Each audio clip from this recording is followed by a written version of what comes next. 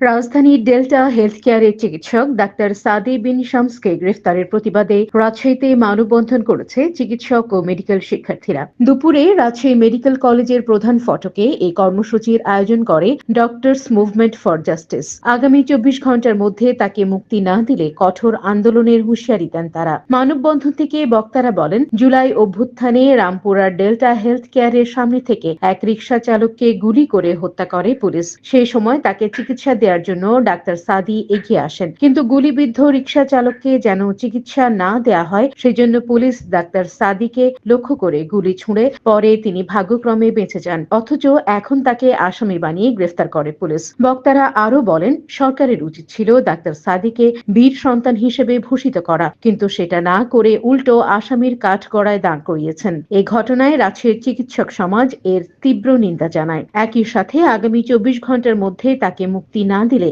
Complete shutdown, long march to Dhaka কিংবা যে কোনো কঠোর কর্মসূচির হুঁশিয়ারিও দেন তারা।